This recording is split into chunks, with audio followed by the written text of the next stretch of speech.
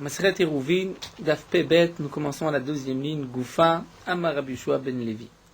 Donc la Gemara reprend ce que nous avons vu hier dans le Daf précédent, concernant Rabbi Yehuda, lorsque Rabbi Yehuda dit dans une Mishnah, Bamed Varim Amurim, ou bien Ematai, est-ce que Rabbi Yehuda vient préciser, vient compléter Tanakama les Chachamim, ou bien Rabbi Yehuda est en discussion.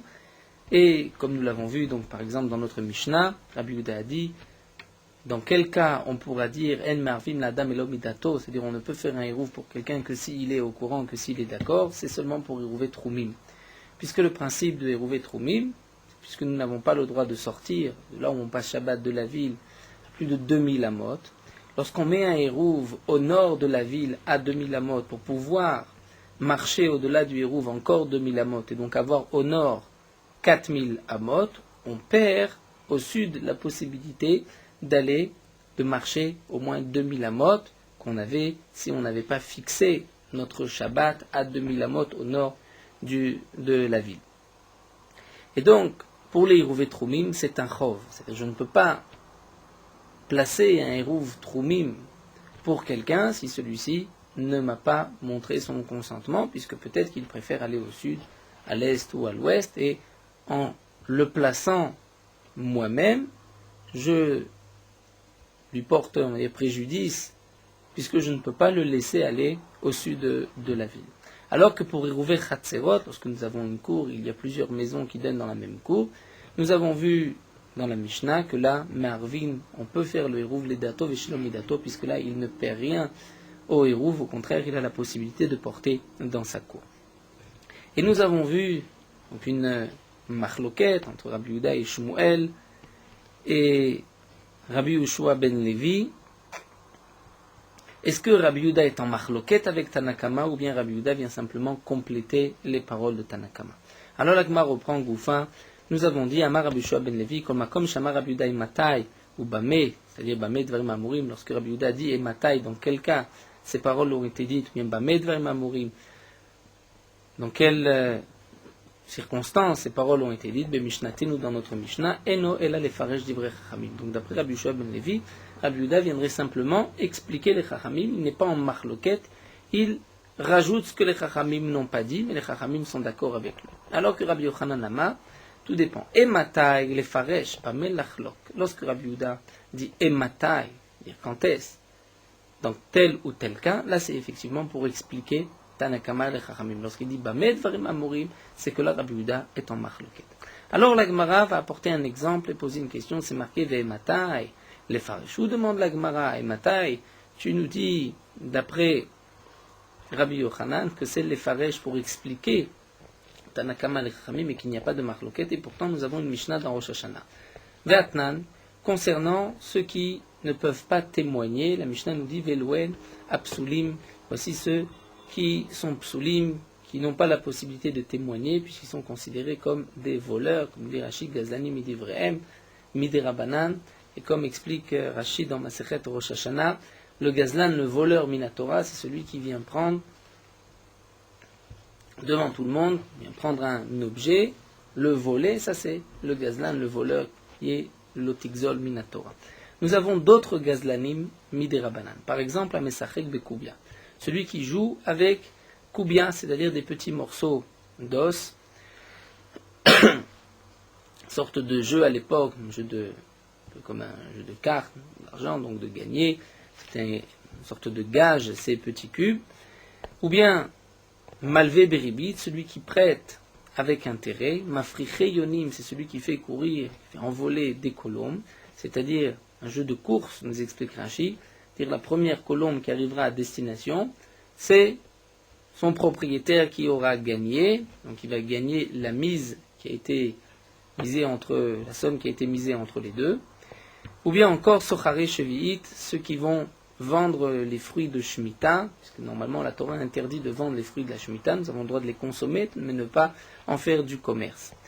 Donc le Mesachek Bekouvia, par exemple, et Mafriche Yonim, la raison pour laquelle ils sont psulim, ils sont gazlanim, c'est puisque nous avons le principe asmarta lokania. Lorsque ils ont misé, il a dit, je mise tant c'est sûr que ma colombe va gagner. En vérité, il n'avait même pas un instant pensé, parce que peut-être il allait perdre. Il était sûr de gagner. Et donc si, en fin de compte, il a perdu, il ne donne pas de bon cœur cet argent. C'est-à-dire, pas qu'il a misé, il s'est dit peut-être je vais perdre, il était sûr de gagner. Et donc dans ce cas-là, Asmarta Lokania, l'argent ne revient pas à l'autre joueur, et c'est donc du vol. Donc puisque c'est un voleur, il ne pourra pas témoigner, on ne lui fera pas confiance non plus. De même, pour celui qui prête avec intérêt, donc qui transgresse une interdiction de la Torah, ou bien sur Récheviïd, celui qui fait du commerce avec les fruits de Shemitah, là aussi il transgresse pour de l'argent une interdiction de la Torah, il est aussi pasoul laïdout, on ne pourra pas tenir compte de son témoignage. Amar Rabbi Yehuda, et Rabbi Yehuda rajoute et dit Emata et Bisman Shenlo Manut Elahi. Rabbi Yehuda nous dit c'est seulement dans le cas où il n'a que ce travail. Aval Yeshlo Manut Sheloi. Mais si cette personne a un autre travail, a un métier, et par ailleurs il joue aussi à ces jeux, et bien dans ce cas-là, Rezé Kacher, il est Kacher, il pourra témoigner. Pourquoi? Puisqu'en vérité, nous explique Rachid, d'après Rabbi Yehuda, Asmarta Kanya.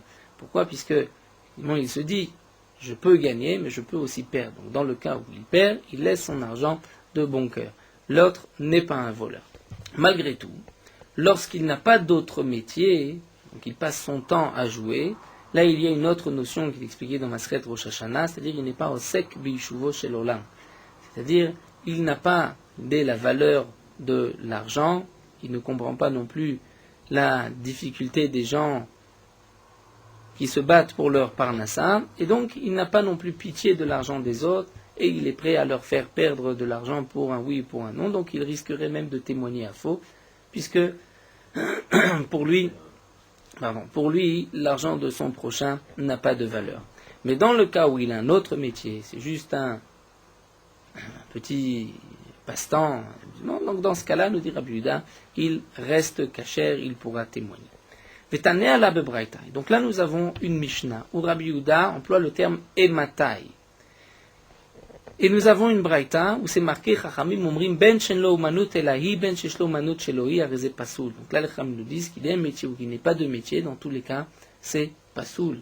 Il ne pourra pas témoigner. Donc nous voyons que les Chachamim, qui sont a priori les Chachamim de cette Mishnah, sont en marloquette avec Rabbi Yehuda. Les Chachamim pensent que dans tous les cas, il est pasoulaï. Rabbi Yehuda nous dit c'est seulement dans le cas où il n'a pas d'autre métier. Donc nous voyons un cas où c'est marqué Ematai, et pourtant Rabbi Yehuda est en marloquette. Rabbi Yochanan nous a dit le contraire, Ematai vient simplement expliquer.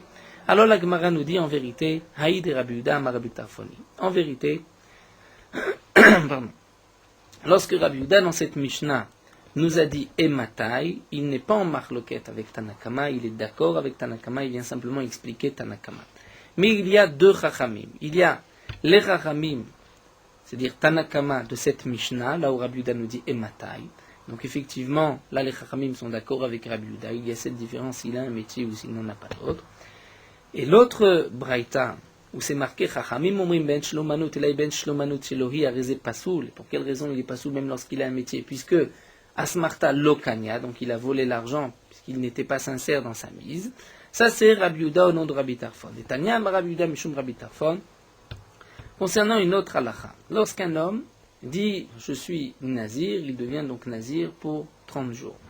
Même s'il met une condition, il dit « je suis nazir à condition que telle ou telle chose se passe, arrive », là aussi il sera nazir. Et là nous avons un cas où deux personnes sont ensemble et ils voient arriver vers eux une autre personne. L'un des deux dit « je suis un nazir si cet homme... » Je suis un nazir parce que cet homme est nazir. Je suis sûr qu'il est nazir, donc je serai moi aussi nazir s'il est effectivement nazir. Et l'autre lui dit, je suis nazir si lui n'est pas nazir. C'est-à-dire, je suis sûr qu'il n'est pas nazir, et donc je prends sur moi d'être nazir. Donc en vérité, l'un des deux devrait être nazir, puisque celui qui viendra à leur rencontre est ou nazir ou ne l'est pas. Nous dit Rabbi Tarfon, Leolam en echad mehem nazir. Aucun des deux n'est nazir. Pourquoi? Les fiches en nezirut et la afla'a. La nezirut, c'est seulement la afla'a, c'est-à-dire, nous explique Rashi, il faut, comme c'est marqué dans la Torah, qu'il y a fli, il faut bien préciser, bien expliquer son éder. Et là, il y a un doute, puisqu'ils ne savent pas est-ce que c'est un nazir ou c'est pas un nazir. Et donc la naziroute ne sera pas prise ni pour l'un ni pour l'autre. Alma. Donc nous voyons. Donc nous dit la Gemara, on voit que lorsqu'on a un doute, on ne sait pas si celui qui arrive est nazir ou pas. Donc même si eux ont dit je suis nazir, c'est du nazir, je suis nazir, ce n'est pas nazir, ils n'étaient pas sincères dans leur pari, et donc aucun des deux n'est nazir. De même on dira Haname kevan de lo yada ikane ilo kane lo gamaru makne. Donc nous dit la Gemara, de même dans le cas d'une mise entre, par exemple, la course des deux colombes, Mafrich et Yonim, puisque il a des chances de gagner, il a des chances de perdre. Donc en aucun cas il est gamar ou makne, c'est-à-dire il n'accepte pas de perdre. Et dans le cas où il perd, si l'autre prend l'argent, c'est du vol, et il ne pourra donc pas témoigner d'après Rabbi Yehuda au nom de Rabbi Tarfon. Donc la Gemara conclut que ce qui est marqué, Chachamim Omrim, qu'il ait un métier ou qu'il n'ait pas de métier, dans le cas où il joue la course des colombes ou bien Msari Bekouvé avec ses petits ossements, dans ce cas-là, il est pas soul, même s'il a un autre métier, il ne pourra pas témoigner par le principe de Asmarta Lokania. Adran alach Chalon, nous avons terminé le 7e Pérec, nous commençons le 8e Pérec, Etzad Mishtafim Betrumim. Après avoir vu comment on fait le Hérouv Chatzerot, le Hérouv Shtoufé Mavoot, la Gemara, la Mishnah continue avec cette fois-ci les Trumim pour le trou. Donc nous avons déjà vu plus haut dans les premiers prakim le din du trou. On n'a pas le droit de dépasser 2000 amot de l'endroit où on passe Shabbat. Si on veut aller au-delà de ces 2000 amot, on pourra mettre une quantité de nourriture, nous verrons combien, à la limite des 2000 amot de la ville, de là où on passe Shabbat. Et donc on considère qu'on passe à ce moment-là Shabbat à cet endroit, puisqu'on a mis sa nourriture, même si on retourne dormir dans la ville, comme nous l'avons vu, et on a la possibilité de marcher à partir de ce Hérouv encore 2000 amot dans chaque sens, chaque 4 points cardinaux. Donc ici la Mishnah nous dit Ketzad mishtatfim bitrumim. Comment va-t-on s'associer au trumim? Maniach et achavit veomer. Donc une personne peut prendre un tonneau et peut dire Arézé l'école Beneiri. Ce tonneau servira de Hérouv pour tous les habitants de ma ville. L'école Misheyelech le Bet Avel ou le Bet Amishte. Tout celui qui va aller demain rendre visite à un endeuillé, ou bien le Bet Amishte qui va se rendre à un mariage, puisque comme nous le verrons dans la Gemara, on ne fait de Hérouv Trumim que pour une mitzvah, Bet Avel ou Bet Amishte. Et à ce moment-là, là, nous avons une seule personne qui a placé le Hérouv et qui propose d'associer tous les habitants de sa ville à ce Hérouv. La Mishnah nous dit tout celui qui a pris sur lui, qui a dit je veux moi aussi avoir une part dans ce Hérouv, s'il a décidé avant Shabbat, dans ce cas-là, il pourra se déplacer Shabbat, puisque le Hérouv est valable. Misheter Shach Assour, si c'est seulement après la rentrée de Shabbat, après l'entrée de Shabbat, qu'il est au courant, comme nous le verrons dans la Gemara, qu'il y a eu un Hérouv, dans ce cas-là, il ne pourra pas s'appuyer, se reposer sur ce Hérouv, Shen Marvim Misheterchar, puisque le Hérouv ne peut pas se faire Misheterchar une fois la tombée de la nuit venue. Comme nous l'avons vu donc dans la Mishnah précédente, on ne peut pas faire de Hérouv chez l'homme Midato, puisque le Hérouv Trumim, celui qui gagne au nord, a perdu au sud, ou inversement au sud, il a perdu au nord, donc il faut que celui qui veut s'associer soit au courant. Et donc là, la Mishnah nous dit, c'est seulement lorsqu'il est au courant avant l'entrée de Shabbat. Mais une fois l'entrée de Shabbat arrivée, il ne peut plus s'associer au Hérouv. Amar Rav Yosef, donc là la Mishnah, la Gemara va nous expliquer un peu cette Mishnah. Rav Yosef nous dit, Marvim la ledvar mitzvah. On ne fait de Hérouv que l'idvar mitzvah, que pour une mitzvah. Maïka Mashmalan demande la Gemara, mais quel est le chidouche? C'est-à-dire, nous explique Rashi, les Chachamim n'ont permis de se déplacer dehors de la ville, donc encore 2000 amot grâce au Hérouv, que pour une mitzvah. Pourtant, demande la Gemara, c'est évident, c'est marqué dans cette Mishnah, Tanna l'école Mishelech le Bet Avel, le Bet Amishte, celui qui va se joindre à une maison de deuil, ou à un mariage, donc c'est pour une mitzvah et pas pour autre chose, l'agma dit maudetema, j'aurais pu croire qu'aucha de milta katane. En vérité, la Mishnah n'exclut pas un autre cas. Bon, généralement, on fait un hérouv, pourquoi on se déplacerait Shabbat, si ce n'est la lettre des bêtes à Havel pour aller rendre visite à un endeuillé ou à un mariage. Mais c'est vrai qu'on peut le faire pour n'importe quel besoin. Donc, Kamash Malan, vient ici, Rav Yosef nous précisait, on ne fera de hérouv que l'idvar mitzvah, donc ce que nous a dit la Mishnah, les bêtes avec ta Mishnah, c'est dafka, c'est seulement dans ces cas-là, ou bien pour toute mitzvah. La Gemara continue, nous avons vu dans la Mishnah, vechot shekibel lav mi beodium, seulement celui qui a accepté, qui a pris sur lui le hérouv mi beodium avant Shabbat. Shmat mina, nous dit la Gemara, ça voudrait dire que en brera, c'est-à-dire on n'a pas la possibilité de choisir pendant Shabbat. C'est-à-dire nous avons une règle que nous avons déjà vue plusieurs fois, le principe de yesh brera ou en brera. C'est-à-dire on pourrait dire, si pendant Shabbat, j'accepte ce hérouv, donc ça nous prouve ouvrar à davar les mafria, donc c'est prouvé même rétroactivement, que si, à l'entrée de Shabbat, si on m'avait posé la question en temps de Shabbat, j'aurais aussi voulu profiter de ce hérouv. Et donc nous dit la Gemara, puisque ici dans la Mishnah c'est seulement celui chez qui Bel Alaf qui a accepté le hérouv avant Shabbat, et il n'a pas la possibilité de l'accepter pendant Shabbat et de dire rétroactivement ceci nous prouve que c'était aussi sa volonté avant Shabbat. Alors nous dit la Gemara, Shmat Mina, on peut prouver de là que en brera. Yesh brera, parce que si on tient ce principe de brera, Tigle miltale mafrea, demi beodium avenichale. On pourrait dire, puisque maintenant, pendant Shabbat, il est d'accord, il veut profiter de ce hérouv, donc ça voudrait dire que même avant Shabbat, il était aussi consentant à ce hérouv. Alors la Gemara nous dit, Amar Avashin, nous n'avons pas de preuve. Pourquoi? Puisque peut-être dans cette Mishnah, c'est marqué Odiou, Velo Odiou Katane. En vérité, la Mishnah ne nous a pas dit Kibel Alav Mi Beodium. Ça ne veut pas dire qu'il doit accepter, il doit être consentant avant Yom Tov. Mais ça voudrait dire simplement il faut le lui faire savoir. Donc si on lui a fait savoir, nous explique Rashi, même si avant Shabbat, il ne nous a pas montré son avis, est-ce qu'il est d'accord ou pas, et que une fois Shabbat, on dit je veux utiliser ce hérouv, là effectivement on pourra dire ouvrar à Dava, qu'au moment du hérouv, c'est-à-dire au moment de Ben Hashmashot, il était aussi consentant. Mais dans le cas où on ne lui a pas dit, on lui a dit seulement pendant Shabbat, donc là nous dit Rashi, il n'y a pas de principe de brera, étant donné qu'il ne savait pas qu'il y avait un hérouv. Donc on ne peut pas dire qu'avant Shabbat, il voulait aussi, puisqu'il ne savait pas que quelqu'un s'était proposé de faire le hérouv pour lui. Donc la conclusion ici de la Gemara, c'est que peut-être yesh brera, malgré tout, pour le principe de brera, il faut savoir avant Shabbat. C'est-à-dire, je sais avant Shabbat qu'un tel a placé son hérouv pour tout celui qui voudra. Si pendant Shabbat, je décide de profiter de ce hérouv, donc j'ai le droit, puisque je vais dire, ou voir d'avoir les mafra, que même avant l'entrée de Shabbat, j'étais aussi consentant, je voulais participer à son hérouv. Là, nous allons commencer une autre sougya, la sougya d'un enfant. Quel est le statut d'un katan, d'un enfant? Est-ce qu'on doit faire un hérouv pour lui, personnellement, ou bien il peut s'acquitter du hérouv de sa mère? Amar Avasi, katan ben shesh yotze behérouv imo. Un enfant de 6 ans peut s'acquitter du hérouv de sa mère. Il pourra sortir, il pourra s'acquitter du hérouv de sa mère.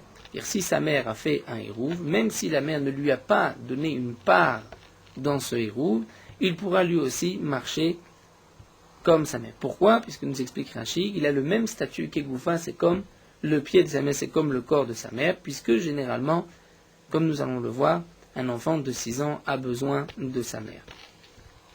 Métivé, l'Agmara va poser une objection. C'est marqué, Katan shetzarich limo yotze behérouvimo. Un enfant qui a besoin de sa mère peut s'acquitter du hérouv de sa mère. Il n'a pas besoin d'un hérouv personnel. Veshe'en tzarich leimo, un enfant qui n'a pas besoin de sa mère, en yotze behérouvimo, ne pourra pas s'acquitter du hérouv de sa mère, il a besoin d'un hérouv pour lui particulier. Vetnan na megabe souka. Nous avons aussi, concernant la mitzvah de souka, Ke'al gavna, une Mishnah qui va dans le même sens. Katan shen tzarich leimo chayav besouka. Un enfant qui n'a pas besoin de sa mère a l'obligation de manger, de dormir dans la souka. La Vinanbai, on s'est posé la question. Quel est l'âge d'un enfant qui n'a pas besoin de sa mère? Amred be Rabbi Yannai, Le Beth Midrash de Rabbi Yana a expliqué un enfant qui fait ses besoins et que sa mère ne vient pas l'essuyer. Ça, c'est un enfant qui n'a plus besoin de sa mère.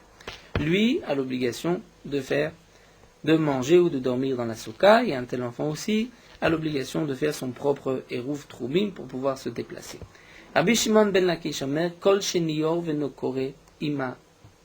Rabbi Shimon ben Lakish nous dit, c'est tout enfant qui se réveille et qui n'appelle pas maman, qui n'appelle pas sa mère. La Gemara demande, ima salkadata. Je voudrais dire tout enfant qui se lève et qui n'appelle pas sa mère est considéré comme un grand, mais là, gdolim na mekaru, même de grands enfants, lorsqu'ils se réveillent, ils appellent leur mère.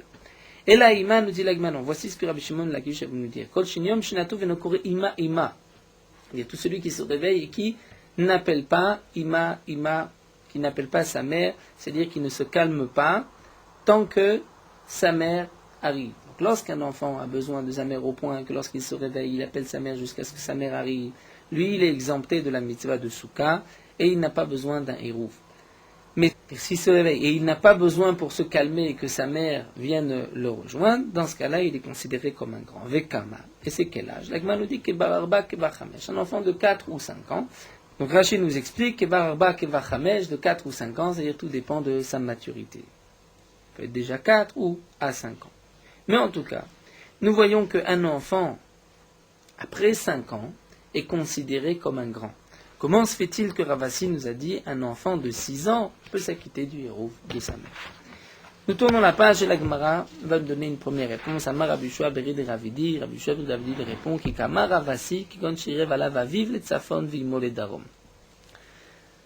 Rabbi Yoshua Berid et Ravidi nous explique en vérité Ravasi ne parle pas du cas où on ne va pas faire un hérouv pour l'enfant. On va faire un hérouv, c'est-à-dire on va lui donner une part dans le hérouv, on est mézaké pour l'enfant. Mais ce que nous a dit Ravasi, qu'il dépend de sa mère, c'est dans le cas où son père a fait un hérouv au nord et sa mère a fait un hérouv au sud. Pour lui, le père a fait pour lui au nord et la mère a fait pour lui au sud. Est-il rattaché au hérouv du père ou au hérouv de la mère? Et là viendrait donc Ravasi nous dire d'Afilou Barchesh, Name Betsafta Deimani Chale. Un enfant, même de 6 ans, préfère être avec sa mère plutôt qu'avec son père. Et donc pour lui, c'est le hérouv au sud qui compte et non pas le hérouv au nord. Donc, à ce stade-là, l'Egma a conclu, effectivement, un enfant, après 5 ans, sa maturité, 4 ou 5 ans, a besoin d'un hérouf personnel. Malgré tout, il y a une autre halakha, que si son père fait un hérouf pour lui et sa mère, même donc un enfant de 6 ans préfère rejoindre sa mère plutôt que son père. Quelqu'un qui fait 2 hérouves, on ne peut pas faire 2 hérouves. Là, il a 2 hérouves, et donc on dit il préfère le hérouve de sa mère et pas le hérouve de son père, donc il n'a que le hérouve de sa mère. Mais effectivement, on ne peut pas faire de hérouve des deux côtés. C'est pour cela que l'Agmara a dit l'enfant rejoint sa mère et pas son père. Métivé, l'Agmara va poser une objection, c'est marqué Katan Shitzer Limo Yotse Behérouvimo Ad Benchesh. Nous avons une braïta. La braïta nous dit qu'un enfant peut s'acquitter du hérouve de sa mère jusqu'à 6 ans. Tioufta de Rabbi Yoshua Baravidi, Tioufta, donc l'Agma nous dit, c'est effectivement une question, une contradiction sur ce que nous venons de voir au nom de Rabbi Yoshua Baravidi, qui a dit qu'un enfant de 6 ans a besoin de son propre hérouve. Là, nous voyons que non. Lema TV Tioufta de Ravasi, demande l'Agma, est-ce que c'est peut-être aussi une marloquette, une contradiction, une question sur Ravasi? Amalecha Ravasi, Ravasi dit non, Ad ve Ad Bichlal. En vérité, ce qui est marqué dans la Braïta, Katan Shetzech Limo Yitze Berumo Ad Benchesh, c'est-à-dire Ad Benchesh, mais aussi lorsqu'il a 6 ans. Donc jusqu'à la fin de sa 7e année. C'est-à-dire tant qu'il est appelé un enfant de 6 ans, il est relié à sa mère. Donc contre Ravasi, nous n'avons pas de contradiction. La Gemara continue les Matebet Yufta de Rabbi Yana et de Resh Lakish. Est-ce une contradiction avec l'enseignement de Rabbi Yana et Resh Lakish qui nous ont dit 4 ou 5 ans, comme nous l'avons vu à la fin du Hamoud Rishon? La Gemara répond Lokashia. Hadeita avoué bemata, adeloita avoué bemata. Tout dépend si son père est avec lui ou si le père n'est pas avec lui. Donc là, nous explique Rachid, lorsque le père est avec lui, donc à partir de 4 ou 5 ans, il n'a plus besoin de sa mère puisqu'il peut être avec son père. La Braïta qui nous dit qu'un enfant de 6 ans ou jusqu'à 6 ans peut s'acquitter du hérouve de sa mère, c'est lorsque il n'a pas de père. Donc là, c'est-à-dire son père n'est pas dans la ville, là effectivement, il est relié à sa mère. La Gemara continue, Tanu Rabbanan, nous allons voir quelques braïtot. Ma'arev Adam alidé beno bito ktanim. Un homme peut faire un hérouv pour son fils ou sa fille ktanim, des petits enfants. Il peut lui-même leur faire un hérouv. Ou bien alidé avdo veshifrato kenani. Ou bien pour son esclave et sa servante non juive, kenanim. Ben ledatan, ben shlomedatan. Qu'il soit d'accord ou qu'il ne le soit pas, il n'a pas besoin de leur demander leur avis. Et comme nous l'avons vu précédemment, lorsque quelqu'un veut faire acquérir à une tierce personne, par l'intermédiaire de ses enfants, nous avons vu une marloquette dans les Rishonim, dans Tosfot. Est-ce qu'un enfant katan, c'est-à-dire un enfant de plus de bar mitzvah, mais peut-être qui est encore à la table de son père, est considéré comme un enfant katan, comme un petit? C'est-à-dire que sa main est comme la main de son père, il ne peut pas acquérir pour une autre personne. Il ne peut pas faire de zechia pour un autre. Ici, le Rosh nous dit que même celui qui pense qu'un enfant qui est sommer à Shulchan Aviv est considéré comme un petit. Et un enfant de moins de 13 ans, mais qui ne dépend pas de la table de son père, c'est-à-dire qui a lui-même sa propre maison, ses propres affaires, lui est considéré comme un grand. Malgré tout, pour cette halakha, il est considéré comme un petit. Pourquoi ? Puisque le principe, comme nous l'avons vu du Hérouv Troumim, c'est pour une mitzvah. Et donc là, le père, tant que son enfant n'a pas 13 ans, a l'obligation de chinour, de l'initier au mitzvot, et donc il pourra faire un Hérouv pour son fils. Donc nous voyons dans la Braïta que pour de petits enfants, ou Avdu Shfratwa Kenanim, il pourra faire un Hérouv, les datan, shlominat, qu'il le veuille ou pas. Avaleno me'arev lo alde Avdu Shfratwa Ivrim, lo alde beno bitwa gdolim, lo alde ishto. Et la midatan. Mais pour ses grands-enfants, ou pour son esclave et sa servante juive, ou pour sa femme, il ne pourra faire de hérouv que si eux sont d'accord, que si eux sont consentants, puisque comme nous l'avons vu, à la fin du pérec précédent, qu'il y a une halakha, on ne fait de hérouv troumim que midato, il faut que la personne soit consentante, puisque en chavin l'adam shlo befonav, si on lui fait un hérouv au nord, il perd au sud. Nous avons une autre braïta, Tanya Idar, lo yarev adam alidé beno bito agdolim, valida avdo veshifrato avrim, valide ishto elamidatan. Donc on ne pourra faire de hérouv pour ses grands-enfants, pour son serviteur ou sa servante juive ou pour sa femme, seulement elamidatan si eux sont consentants. Aval ma'arev ou alida avdo veshifrato akenanim, le beno bito aktanim, elamidatan shlomidatan, neshiadan kiyado. Mais pour ses petits-enfants ou pour son esclave et sa servante non juif, là il pourra le faire, même shlomidatan, même sans leur demander leur consentement. Ve kulam. Et la Braïta termine et nous dit, et dans tous les cas, kulam shirvu, veirev alehem rabban, yotzim shel rabban. C'est dans tous les cas. C'est-à-dire, les petits-enfants, avdo, veshifrato, on va dire akenanim, non juifs, si eux-mêmes ont fait un hérouv et leurs maîtres ont fait un hérouv pour eux, donc nous avons vu qu'on ne peut pas avoir deux hérouv, eh bien, yotzim beshel rabban. Ils vont dépendre du hérouv de leur maître. C'est leur maître, le père, qui décide pour les enfants. Chutz mina isha, à l'exception de la femme, neshichola limchot, puisque la femme peut s'opposer. Alors la Gemara demande, on comprend kulan, c'est-à-dire tout, ça voudrait dire même les grands-enfants, puisque le seul cas exclu, c'est la femme. Demande la Gemara, isha maïshena, quelle différence entre la femme et les grands-enfants et les esclaves ivrim, juifs, amar Rabba, en vérité répond Rabba, isha vechol de damela. C'est pas seulement la femme, c'est tout ce qui ressemble, c'est-à-dire les grands-enfants et les avdo veshifrato à ivrim qui ne dépendent pas du maître. Donc là, on ne peut pas faire de hérouv si eux-mêmes s'opposent. Amarmar, la Gemara termine pour le cas de la femme, chutz mina isha, mepnei shichala limchot, la femme peut s'opposer. Donc nous dit la Gemara Tama démarqué. Ça voudrait dire que seulement dans le cas où la femme s'oppose, un homme ne pourra pas faire de hérouv pour sa femme. Astama, mais lorsqu'elle ne dit rien, nafkami de baala, elle peut s'acquitter, elle peut utiliser le hérouv que son mari a fait pour elle. Pourtant, demande la Gemara, Katane Recha, nous avons vu au départ dans la Braïta, il a mis d'atteinte, c'est-à-dire il faut leur consentement. Dire stama ne suffit pas. Il n'est rien dit n'est pas suffisant. Il faut qu'il nous montre qu'ils soient d'accord. Donc, Maïlav nous dit la Gemara d'Amri, n'est-ce pas que midatan signifie qu'ils ont dit oui? La Gemara dit lo. Maï la midatan de ishtiku. C'est lorsqu'ils n'ont rien dit, shtika keoda, c'est comme s'ils consentent. La fouké d'Amri lo.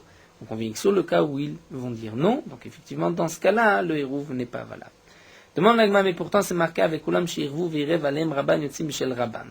Vestamaou, c'est marqué que lorsque eux-mêmes ont fait un hérouv et que le maître aussi a fait un hérouf. Donc ils vont s'acquitter, ils vont pouvoir utiliser le hérouf du maître et pas leur propre hérouf. Et c'est marqué Ktane Chutz Minaïcha, et ceci est considéré comme stama puisqu'ils n'ont rien dit, et pourtant la femme, elle n'utilisera pas le hérouf de son mari, mais le hérouf qu'elle s'est fait elle-même. Pourtant là, elle ne s'est pas opposée, elle n'a rien dit au hérouf de son mari. La Gemara répond Amarava kevan shirvu enecha michui gadol mise. Étant donné que la femme a fait son hérouf, donc elle montre son opposition au hérouf de son mari, donc là effectivement, elle ne dépendra pas du mari. Donc la conclusion de la Gemara, c'est que pour une femme, tant qu'elle ne s'est pas prononcée, le mari peut faire un hérouf pour sa femme. Dans le cas où elle s'oppose au hérouf de son mari, ou bien qu'elle-même a placé son hérouf ailleurs, donc elle nous montre qu'elle ne veut pas du hérouf de son mari, donc là, elle utilisera son hérouf et pas le hérouf de son mari. Nous continuons avec une nouvelle Mishnah. Quel est le shiur, la quantité qu'on doit placer comme hérouf? Kama o shiuro, donc nous avons vu dans le périque précédent, concernant les dinim du hérouf Chatzerot, pour le hérouf Chatzerot, c'est grogeret, c'est-à-dire le volume d'une figue sèche pour chaque personne. Ici, le shiur du hérouf Trumim, c'est mazon shte seudot lekol echad ve'echad, c'est l'équivalent de 2 repas pour chaque personne. Et là, nous avons une marloquette entre Rabbi Meir et Rabbi Yehuda. Rabbi Meir nous dit mezono lechol velo le Shabbat, c'est-à-dire la quantité qu'on mange un jour de semaine, mais pas Shabbat. Divrei Rabbi Meir. Rabbi Yehuda Omer, le contraire, les Shabbat velo lechol, la quantité qu'on mange Shabbat et pas en jour de semaine. Et la Mishnah continue, nous dit veze mitkavnim laquelle en vérité tous les deux sont mekil. C'est-à-dire, nous explique Rashi. Et Rabbi Meir pense que Shabbat, un homme mange plus. Pourquoi il mange plus? Puisque le repas est plus épicé et meilleur. Et comme nous le verrons dans la Gemara, il y a cette règle que les gens ont l'habitude de dire Revacha le besime shria. Pour toute chose qui est douce, qui est bonne, il y a toujours de la place. Les intestins vont s'élargir. Donc d'après Rabbi Meir, on mange plus un jour de Shabbat qu'un jour de semaine. Et c'est donc pour cela que Rabbi Meir nous dit la quantité d'un repas, il nous faut 2 repas, c'est un repas de semaine, pas un repas de Shabbat, puisqu'un repas de Shabbat, c'est un repas qui est plus copieux, plus large que celui de la semaine. Rabbi Yehuda lui pense le contraire, qu'étant donné que Shabbat on mange 3 repas, Shalosh Seudot, puisqu'il y a Seuda Shlishit, alors que généralement en jour de semaine on ne mange que 2 repas, donc on mange plus un jour de semaine que Shabbat, puisque comme il n'y a que 2 repas, donc on mange plus à chaque repas. Donc Rabbi Yehuda qui veut être Mekil dira c'est le repas qu'on prend un Shabbat et pas un jour de semaine. Rabbi Yochanan ben Beroka, mais Rabbi Yochanan ben Beroka continue, nous dit quelle est la quantité de pain pour le hérouf? C'est mikikar bepundion, c'est-à-dire un pain, kikar, un pain entier, qui va être acheté bepundion avec une pièce de l'époque appelée pundion. Mais d'un pain me'arba sein besela, qu'on achète une mesure de 4 sein pour un sela. C'est-à-dire, nous explique Rashi le calcul, que d'après Rabbi Yochanan ben Beroka, la quantité de 2 repas, c'est la moitié d'un cave. C'est aussi une mesure de l'époque. Rashi nous fait le calcul suivant. Nous avons vu un kikar pour un pundion, 4 séines pour un sela. Donc quelle est la grandeur de ce kikar? Quelle est la quantité de ce kikar? Le kikar, nous avons vu un pain, mais nous ne savons pas combien. Un pain qui s'achète pour un pundion, et on peut acheter avec un sela 4 séines. Donc nous dit Rashi, on va faire le calcul. Combien de pundion y a-t-il dans un sela? C'est simple, puisque dans un sela, il y a 4 dinars, nous dit Rashi. Dans chaque dinar, il y a 6 méas, 6 pièces. Et de chaque méa, nous avons 2 pundion. Donc si on multiplie,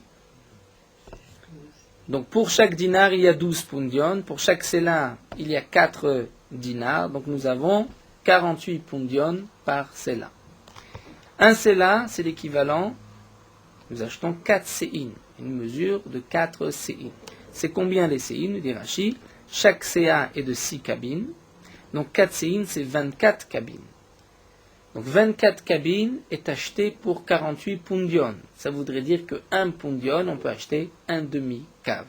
C'est le shiur d'après Rabbi Yochanan ben Beroka, donc le kikar bepundion, c'est un pain qui fait un demi-cave, qui va être acheté avec un pundion. Ça, c'est la quantité qu'on doit mettre pour 2 seudot pour le hérouf Trumi. Rabbi Shimon Omer, Rabbi Shimon donne un autre calcul. Il nous dit Shteyadot le kikar, mishalosh le kav. C'est, d'après Rabbi Shimon, Rashi nous explique que Rabbi Shimon va diminuer le shiur, puisque d'après Rabbi Shimon, il y a 9 repas pour un cave, et donc le hérouv, puisqu'il nous faut 2 séoudot, c'est suffisant de 2 tiers d'un morceau de pain, donc shteyadot lekikar, 2 tiers d'un pain, mishalosh les caves lorsqu'il y a 3 pains pour un cave. Donc d'après Rabbi Yochanan ben Beroka, nous avons vu que un cave en vérité contient 4 séoudot, et pour 2 séoudot c'est un demi-cave. D'après Rabbi Shimon, le cave c'est 9 séoudot, et donc pour 2 séoudot c'est 2 tiers d'un pain lorsqu'il y a 3 pains pour un cave. Calcul est simple. Chetzia le bet amenuga, la Mishnah continue, ça nous le reverrons de cette ligne, on reprendra dans la Gemara demain, Bezrat Hashem. Chetzia la moitié le bet amenuga, c'est-à-dire nous explique Rashi, lorsque quelqu'un rentre avec ses habits dans un endroit, dans une maison où il y a des boutons de lèpre sur les murs de la maison, donc la Torah nous dit que tout celui qui rentrera dans la maison sera impur, et il devra aussi laver ses habits, c'est-à-dire les habits seront impurs. C'est à condition, nous explique Rashi, qu'il soit resté dans cette maison le temps qu'Edé Achila de manger. De manger quoi? Donc la moitié de ce pain, la moitié du kikar. Donc nous reverrons Bezrat Hashem demain le shiur exact pour le bet aminoga. Vechatzi chetzia, et la moitié de la moitié, donc un quart l'ifsol et tagiviya. Là nous explique Rashi, c'est lorsque quelqu'un mange des aliments impurs, comme la quantité de la moitié d'un demi-pain. Donc lui ne pourra plus manger de terouma, il devient pas sourd de manger de la terouma, et c'est une halakha mi de Rabbanan.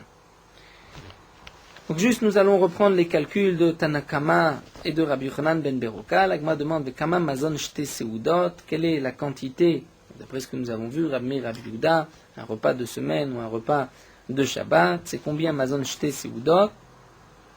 Amar Rabbi Yehuda, Amarav tarte rifra rifta ikriyate. Rav nous dit, ce sont 2 pains ikiriyaté que prend le paysan qui va labourer les champs. Lui a l'habitude de prendre, nous dit Rashi, lorsqu'il va conduire les bœufs labourer le champ. Donc ces 2 pains, c'est mazon shte seudot. Ravada barava amar tarte rifta nahar papita. C'est 2 pains de cet endroit de Nahar. Rashi nous dit c'est le Nahar papa, donc Nahar papita. Amar le Rav Yosef bere de Rava. Rav Yosef a dit à Rav Yosef, le fils de Rabba, Avour keman svirale. Donc ton père, Rabba, keman svirale, comme qui pense-t-il, comme Rabbi Meir ou comme Rabbi Yehuda? Il a répondu, ki Rabbi Meir svirale, il pense comme Rabbi Meir. Il lui dit, Ananame ki Rabbi Meir. Donc Rav Yosef dit, moi aussi je pense comme Rabbi Meir. Dei ki Rabbi Yehuda, parce que si on dit comme Rabbi Yehuda, Kashia, nous avons une petite question, c'est ce que les gens ont l'habitude de dire, Adamrin she revacha le bessimé shriar, c'est-à-dire de la place, des bessimés pour tout ce qui est doux, shriar, il y en a. Et nous explique Rashi, les intestins vont s'élargir pour toute chose douce, pour toute bonne chose. Donc Shabbat aussi, puisque les aliments sont plus épicés, sont plus doux, il y a plus de place, donc on mange plus un jour de Shabbat qu'un jour de semaine, et puisque là on veut être méquille, on veut être plus indulgent, donc le shiur c'est comme un pain d'un repas de semaine.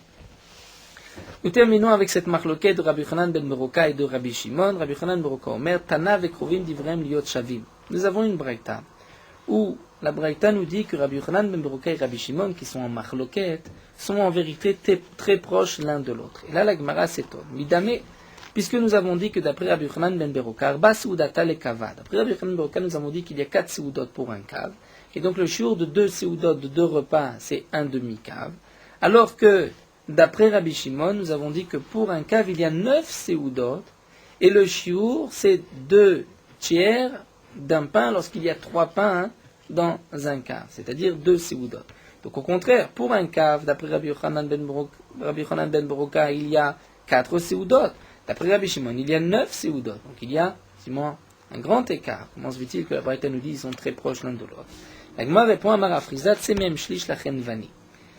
Enlève un tiers pour le chenvani, pour l'épicier. C'est-à-dire, nous explique Rashi, l'épicier lui aussi va acheter bechatzi cave, donc un demi-cave qu'il a acheté pour un million, et lui va le vendre un peu plus cher pour gagner un petit quelque chose. Et donc il va vendre 2 shte shliché chatzi cave vepundion, c'est-à-dire 2 tiers du demi-cave pour un pundion. Donc ça voudrait dire que ce que nous a dit Rabbi Yochanan ben Beroka, c'est dans 2 tiers d'un demi-cave qu'il y a 2 séoudot. Donc ça voudrait dire que dans un cave, lorsqu'on achète chez l'épicier, donc pour un cave, il y a en vérité 6 séoudot.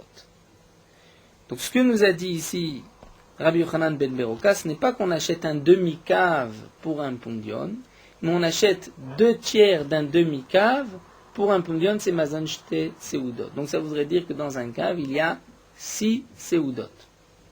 Donc 2/3 d'un demi, c'est 2 seudot. Donc dans une demi, il y a 3 seudot. Donc pour un cave, il y a 6 seudot. Alors la Gemara continue et demande, Katé, c'est encore loin, les marticha. D'après Rabbi Shimon, il y a 9 seudot pour un cave, alors que d'après Rabbi Yochanan ben Beroka, les marchit, nous avons 6. Et la Keda de Rafrizda, la Gemara nous dit, comme un autre enseignement de Rafrizda qui a dit Damar Tsemem Mertza Lachenvani. C'est-à-dire qu'en vérité, l'épicier va gagner un peu plus. Donc ce que lui a acheté un demi-cave pour un pundion, lui va vendre ce demi-cave pour 2 pundions. Donc ça voudrait dire que lorsque Rabbi Yochanan ben Beroka nous a dit Mazon shte seudot, c'est ce qu'on achète avec un pundion, c'est-à-dire un quart de cave. Et donc, d'après Rabbi Yochanan ben Beroka, dans un cave, il y a combien de seudot? Il y en a 8. C'est ce que l'Agma demande, va kater les martesha ou martmani. Donc, d'après Rabbi Shimon, il y en a 9, comme nous l'avons vu. D'après Rabbi Yochanan ben Beroka, il y a 8 seudot par cave. L'Agma dit, effectivement, il nous décama, korim, divrem, liot, shavim. Donc là, il se rapproche, lundi 8, 9, dans un cave. Donc, d'après la conclusion de l'Agmara, Rabbi Yochanan ben Beroka dit, un kikar qui est acheté par un pundion, donc c'est en vérité la moitié, donc un quart de cave, et d'après Rabbi Shimon, c'est 2/3 d'un tiers de cave, c'est 2/9, et d'après l'autre, c'est 2 seudot, c'est 2/8 de cave. La Gemara termine avec une contradiction. Nous avons 2 enseignements de Rafrizda. Nous voyons qu'une fois le Chenvani va prendre un tiers, et une fois un demi. Kashi de Rafrizda. La Gemara répond le Kasha. Tout dépend si le balabait c'est lui qui donne le bois ou pas. Si le balabait donne le bois, donc à ce moment-là le Chenvani a moins de dépenses, il ne prendra qu'un tiers, donc il ne gagnera qu'un tiers. Dans le cas où c'est lui-même qui va donner le bois, donc là il prendra un demi. Nous allons nous arrêter ici, nous reprendrons les dîmes du Bet Aminuga et l'Ipsol et Tagivia.